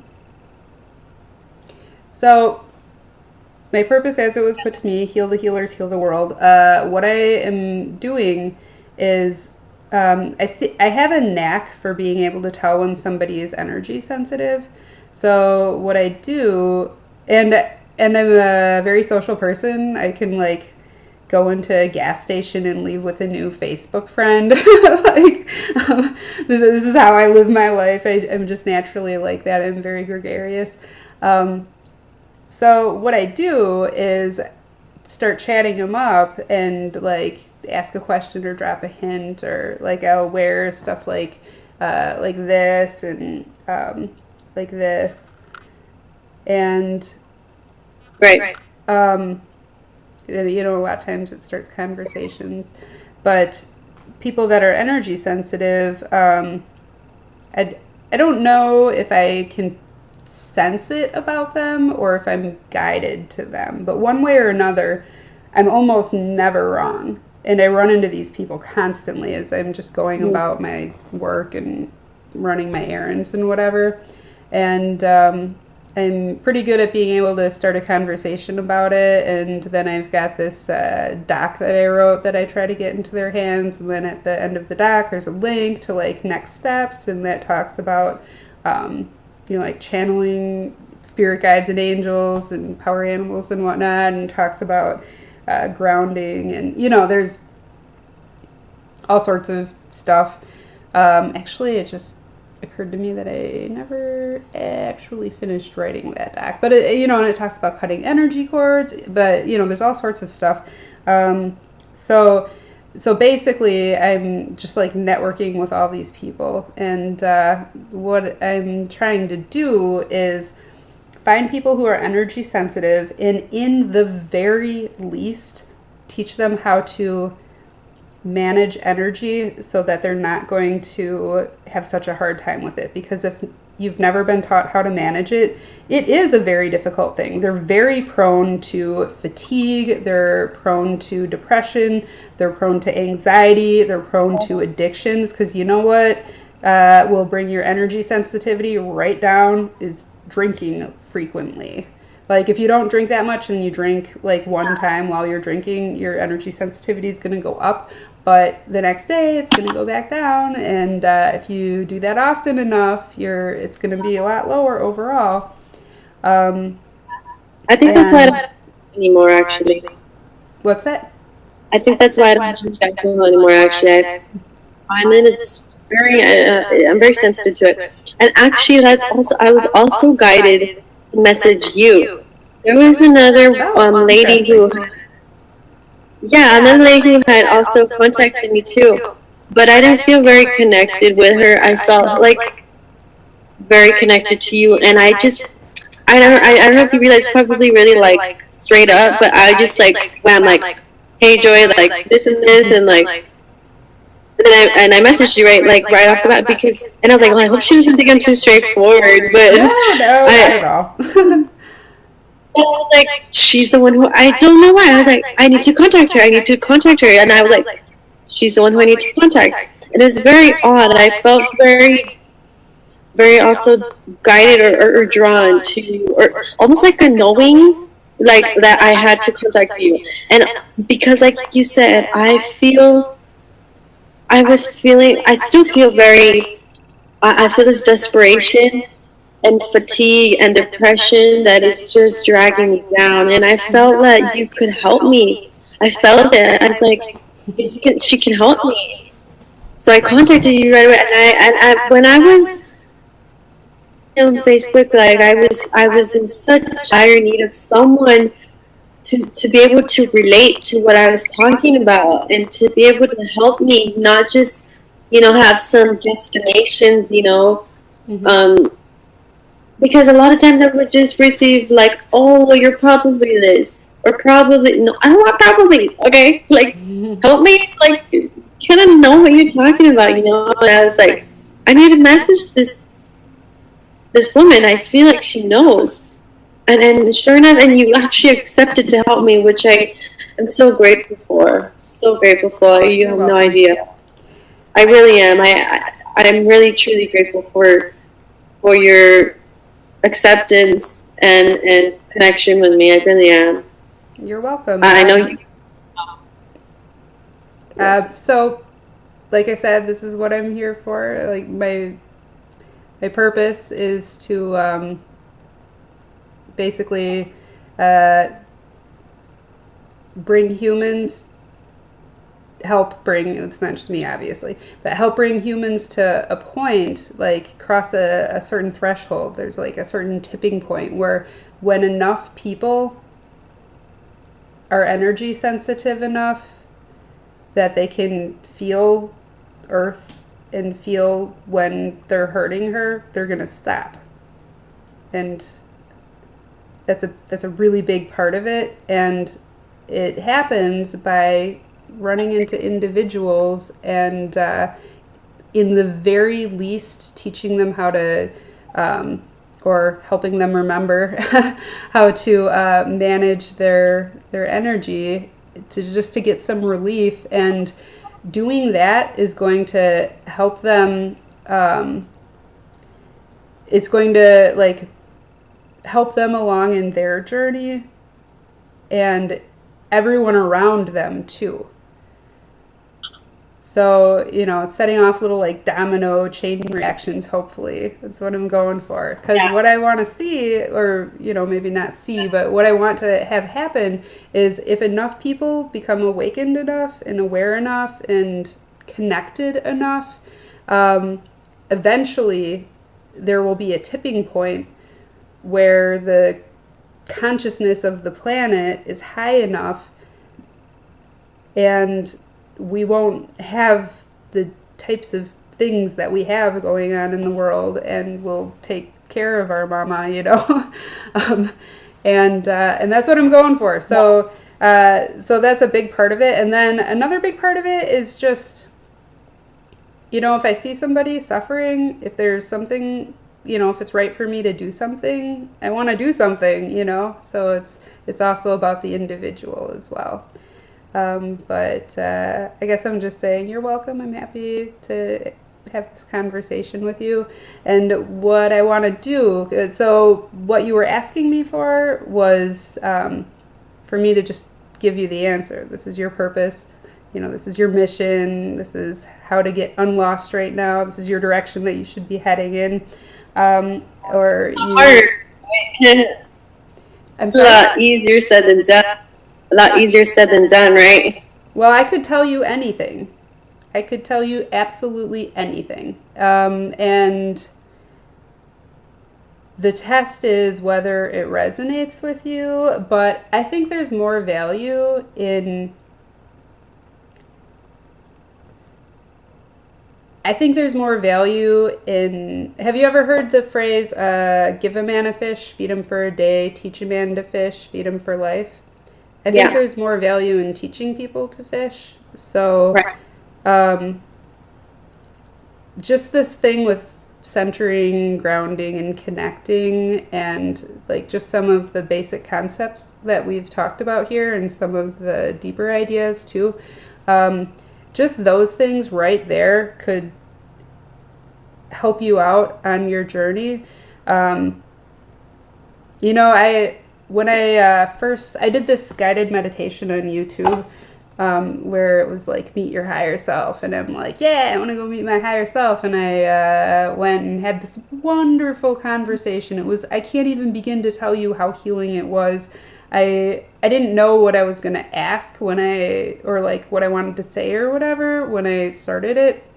But when I got there, I had these questions that were like, wow, like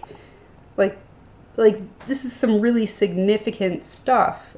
Like really, like, you know, why do I always fail in this area? Why does my family think this about me? Or, you know, that sort of thing.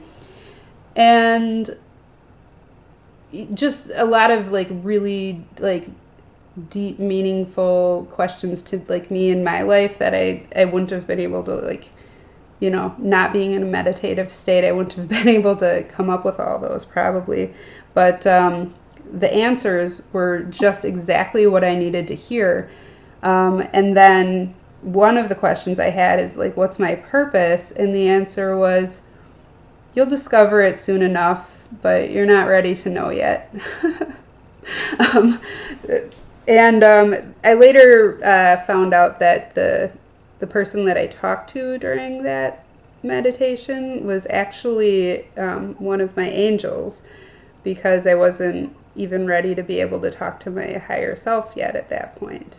So she was like, you know, angels are divine messengers. So she was sort of an intermediary. But yeah, she was like, it was a very lovely experience. What's that? Yeah, she was like, she was the medium from your higher self to you, right? Yes, exactly. Exactly. And it was a very wonderful experience. But in any case, I think our purpose is revealed to us when we're ready to know it. And I think you're probably better off hearing it from a spirit guide or an angel or your higher self. And then you'll know it's right when you feel it, when you get that peaceful feeling. You just know it's right at your core. And I think there's going to be more value in that than me pulling a few cards and telling you what they're telling me. Now, you also asked about past lives. Past lives are another whole interesting subject. So how I learned about some of my past lives is there were some things that I had sort of suspected. And when I did my first past life regression, I actually didn't even believe in souls, much less past lives. But I was open though. Like I was gonna give it a shot, and I didn't know if I was going to see or feel anything at all. And then if I did, I didn't know if it would be like an actual past life or just like a story that my subconscious mind was feeding me to try to like tell me something I needed to know. Um, and I mean, it was a very wonderful and healing experience for me in a lot of ways, though, and I was very afraid to do it the first time. So this was a past life regression that I did on my own with a YouTube video. And I had been told that past life regressions are very intense and can be like you can find some really, really heavy things that are difficult to process and deal with, and that you're better off having somebody do it with you, somebody experienced. There are even like licensed therapists that do this kind of thing. And they were, and you know, the idea was that, you know, I might not be able to handle it on my own or whatever. I don't think that's true. I think that if you ground at center and connect and ask your angels to be with you and your spirit guides to guide you, I don't think you're going to see anything that you weren't ready to see. And the past lives that I've seen, I have seen some really difficult and messed up stuff. And like one person died of like maybe pneumonia or something, some kind of lung issue. And I could feel how much pain she was in at the end, you know? And she had like her like scariest moment in life, her like most significant moment was when she was in childbirth, and I could feel how scared she was. It was really intense, but her life overall was just a very, very, very happy and joyful life, and she was so happy. She was a housewife, and she was happy just in the simplest things. She loved being barefoot and putting flowers in her hair and picking berries. She loved cooking. She you know, just she had this really simple existence, and she just Was it here on planet Earth? yeah. Yeah, it was like an Iron Age Celtic woman. So, and she just, like I said, she just had this simple existence, but she took so much joy in it, and it was, and I could, like she held when she held her baby after her baby was born, like I could feel so much love, and then like her husband was holding her, and I could feel his presence, and I could feel like how much she loved him. It was insane. I could feel her love for this person, you know, and some of my other past life regressions have not been so wonderful, but that was my first one because that's what I needed to see at the time, and it's what I was ready for. And that's what I'm trying to get at. Right. So I think it's fine to do past life regressions on your own. Just make sure you ground, center, and connect before you do anything like that. And make sure you have pen and paper ready to write everything down immediately when you come out of it. And, you know, don't do it right before work or something like that. Like, you want to give yourself a little bit of time to process it. So, like, can I pick up stuff about some people's past lives? Yeah, but I think there's going to be more value in just doing that sort of thing for yourself. And Have you picked up anything online? what's that? Have you picked up anything on me? Like on my past lives? I have not. I have not. However, I have I have this like picture of you in my head, working with children, like in the Wow. future. Um, I'm not exactly sure in what capacity, but I see you doing that and being very, very happy with it. Really? Wow. Do you like kids? Because if you don't, then that's kind of awkward. But Oh, yeah, because, well, see, I've worked with kids before. My mother is actually a daycare teacher. okay, So I used to help her around with daycare. And I was a daycare teacher at one point. And it was all right. I mean, I wasn't like, oh, I hated it or I loved it, but it was just normal for me. yeah. Well, Yeah. there's different types of work that different people do with kids. So daycare. I've done that too. I was a daycare teacher for a little bit. It wasn't my favorite thing. I love children, but that was kind of, I don't know. It wasn't my thing. Um, I think the format of it maybe was a big part of it, and maybe it was where I was at in my life at the time. I wasn't at a very good place in my life at all, so that might have had something to do with it too. But I don't know. I don't have a clear picture or a strong sense. It's just like a thing that I saw. um, Oh, what were you saying? and Another thing that I am going to recommend doing is cord cutting. There's a YouTube video that's wonderful for it. If you look up um, cutting cords and dissolving them into light, or it's something like that. And there's a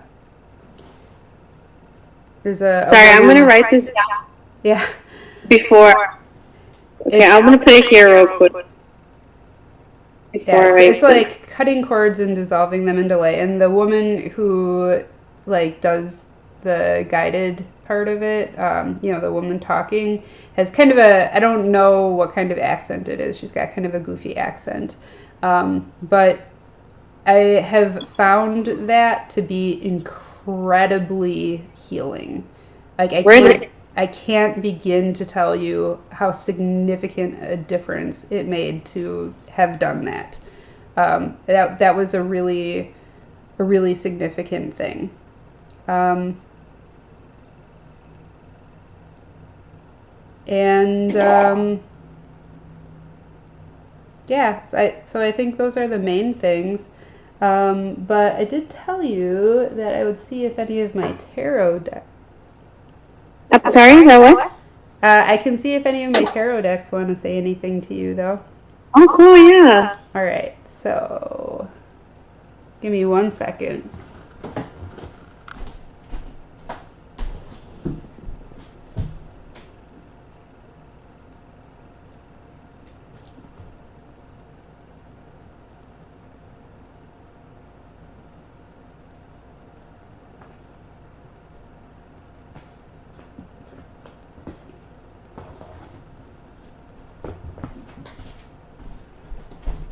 All right, what I have here is my. Can I just say something? Yes.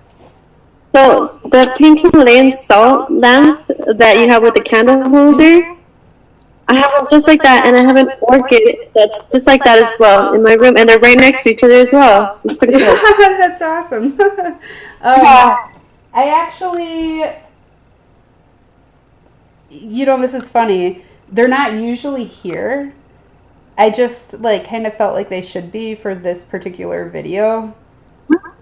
Yeah. That's so cool. I actually kind of move this around the house with me. There's something just so calming to me about it. I just love it. So this kind of moves around. And actually, my orchids move around too. I love orchids. I'm like addicted to orchids. I've got 3 of them in my house, but I have three that's funny. too. What colors do you have? um, I let's see here. But anyways, I kind of just like move it around to wherever it happens to feel right at the time. I don't know. Yeah. I enjoy having a little bit of plant life in the house. All right, Same. so what I have here is one of my goddess decks. This one's called Goddesses and Sirens. It is the companion deck to the only God deck that I have found. So it's Gods and Titans. This is the only masculine deck. Like I looked in shops and then I looked online. This is literally the only one that I found anywhere. And Wow, interesting. yeah, well, because society has been very like male dominated for so long that people who are into spirituality like really Go into feel goddess. they really feel the imbalance, so they do focus more on the goddesses and right because they feel that imbalance, but it's starting to balance out again more now, and Yeah, because we do need both. we do need both, and it just didn't seem right to me to have a goddess deck and not have a god deck. Like, it just seemed off to me. It seemed imbalanced, and so I ordered this deck, and I didn't like it. I have never felt comfortable with masculinity from other people at all. And like the image on this, like if I ran into a dude like this, just going about the course of my like life, I would stay the hell away from him. Like this is the kind of masculinity that just totally repels me typically. And you know, I'm over. It feels weird to talk about it now because it's been such a big part of my life, and I'm completely over it now.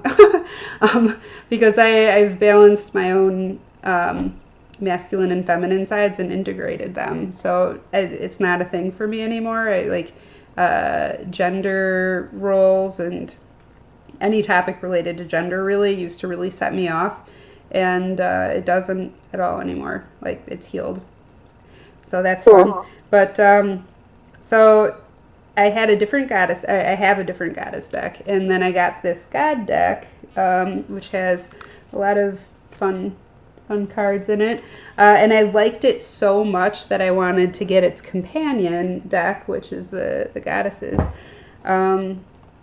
Just because I wanted, you know, the same art, the same author, so on and so forth. So, anyways, so what I like to do now, if you have a specific question that feels right, you can go ahead and just let me know. You don't even necessarily have to tell me the question, but if there's like a specific thing that's like really weighing on you that just feels like it's right to ask, that's fine. Otherwise, what I often do is just let the cards tell me what the question is. And or just a general like, what do I need to know right now? So you advise me to be like, what do I need to know right now, or do you want me to ask? You can just let the cards pick the question. If that feels right, or if there's a particular question that feels right to ask, you can go with that. So it's just about whatever feels right to you. Okay. How about I do? Can I do a question and then what do I need to know right now? It would probably get combined. Okay. And I will warn you though that the cards, if there's something that they think you need to know, it almost doesn't matter sometimes what the question is, or if there's a question that's like really on your mind, you can ask something else and it might answer the question that's on your mind. Okay, well let's do what I need to know then. Okay. What do you want me to know?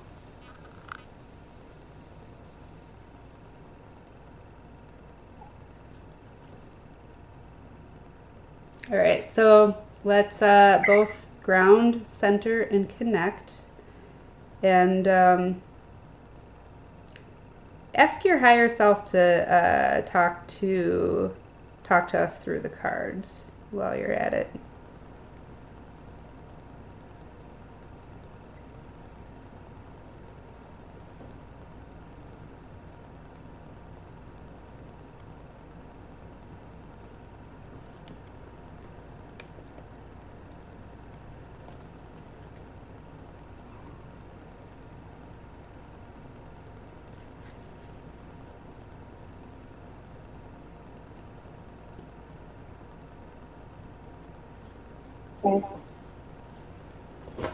All right, so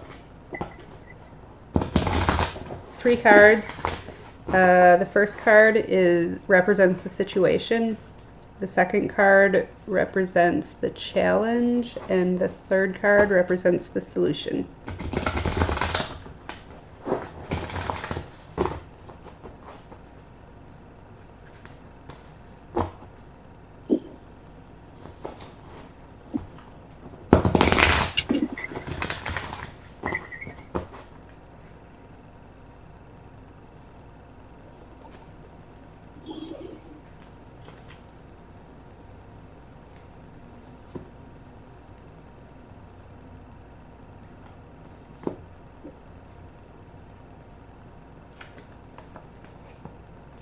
All right. So the situation, the card that represents the situation, this is Callie, fear.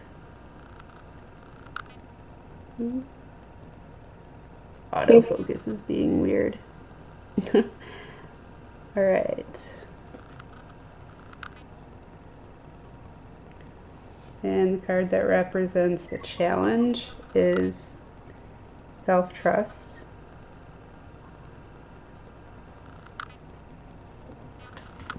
And then the card that represents the, oh, this is interesting. The card that represents the solution, play. Play! That seems to resonate already. We haven't even heard what it has to say yet. All right, so then what I do is ask the cards what message they have for you and just tell you what they have to say. Great. You're overwhelmed.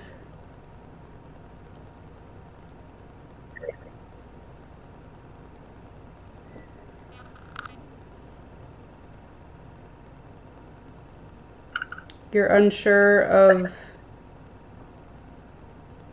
what you're doing, where you're going, what's happening to you, but there's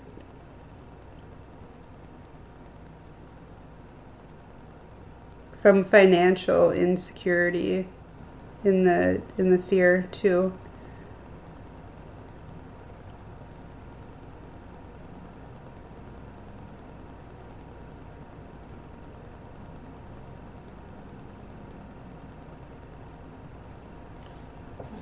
Okay.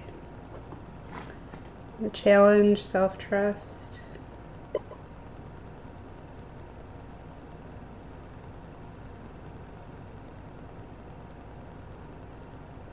You don't fully trust yourself. You don't trust yourself much at all. Don't blame yourself for this though. You've never been taught to do that or how to do it.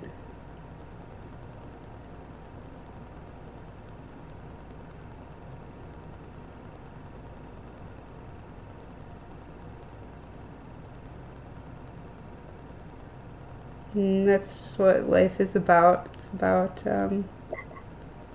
just learning as we go, and you'll get there.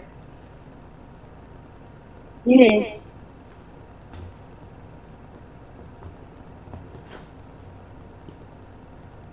And then the solution, play.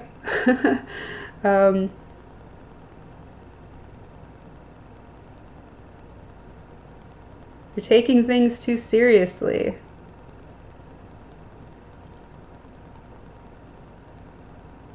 have more fun in life, and things don't need to be as hard as you're making them. So there's this concept.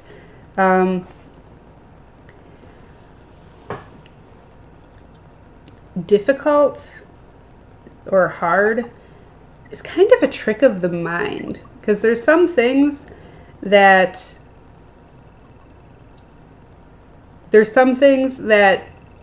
take some real effort.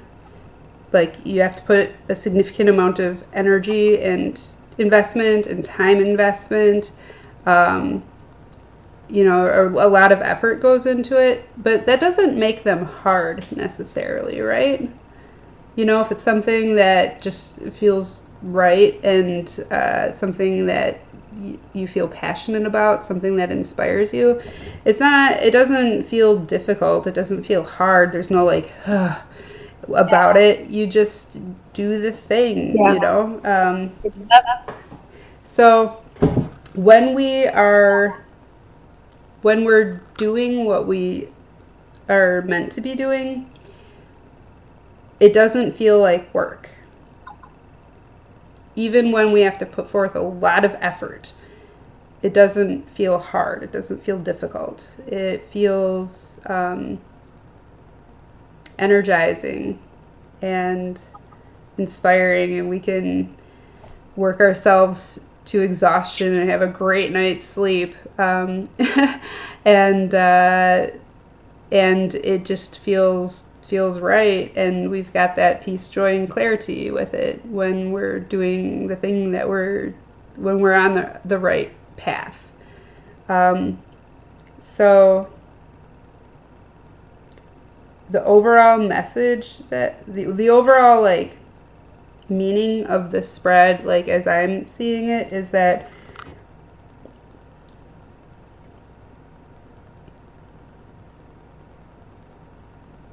I'm getting like pressure building up in my head.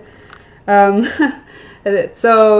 my Kundalini awakening thing, like, so it's like a snake-like energy, and it like coils up your spine, and then gets to your crown. And like, mine's in my head right now, you know. I mean, I'm 36 years old, so this started when I was in my early 20s, so it's been going on for a while now, you know, on and off. Like I said, it runs in cycles, and mine's like right here at this point. Keep getting this happening, but so the overall message here seems to be that you're concerned because you don't know what you want to do career-wise. You do not want to keep doing the type of crap that you've been doing, and I cannot blame you. I have been there. It is awful. And you are doubting whether you're going to figure it out. You know, it's like, I just have no idea where to go at this point. I don't know what to do.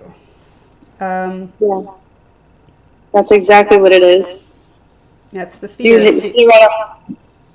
The fear is that you're not going to figure it out. And then, like, putting this all together, the thing that really inspires you, the thing that you feel passionate about, the thing that feels right at your core, that's the thing that you need to embrace. And you don't know what that is right now, I can tell. I know you don't. And that's okay. When the time is right, it will be revealed to you, and it's going to be wonderful. You're going to love it. It's going to be great. But it'll happen at exactly the right time, in exactly the right way, and it's not going to make sense to you why you don't get to know yet. And when you do, when it is revealed to you, it might make sense at that point why it had to be when it happened, or it might not. You might never know why. But there's a reason, though. So just hang in there and keep learning, keep growing, um, and you'll get there. You will. Hey, Joy, can you give me a second with like my charger? I don't want to die on me. Okay. Give me 1 second.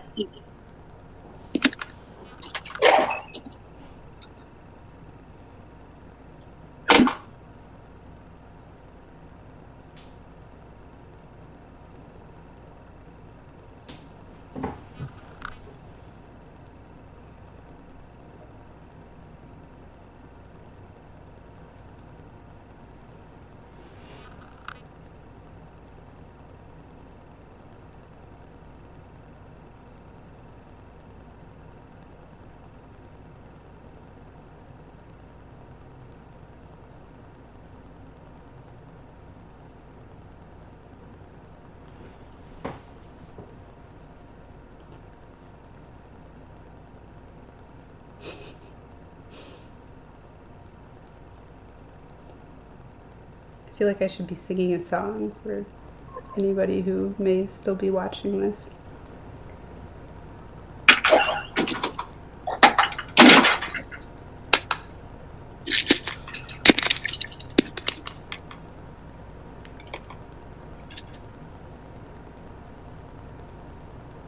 Okay, there we are. Sorry about that. That's all right. I was about to start singing. Not really. Really? Not that I don't like singing. I do like singing. So yeah, I mean that's pretty much it. Just you are on a beautiful journey. Truly. You are. We live in a time when the world is changing in a very major way. You know, I joined an empath group. Uh-oh, dog's freaking out. I think my son and his girlfriend might be home. But right now, there's a major energy shift going on in the world, and a lot of people are starting to awaken, and this is a really exciting time to be alive and here, and you know, we're a part of this. I feel like I should probably go ahead and go ahead and call it now. All right, so it's been very nice talking to you, and let's stay in touch, and I would love to hear how your journey is going for you. So yes, thank Joy, you very definitely. much. Thank you. Thank you. You're Honestly. welcome. I hope you feel like you got what you were looking for here today. Yes, I do feel a lot better. You hit everything right on the spot. Right, Like, excellent. that is exactly what my worries were. I feel like I don't have time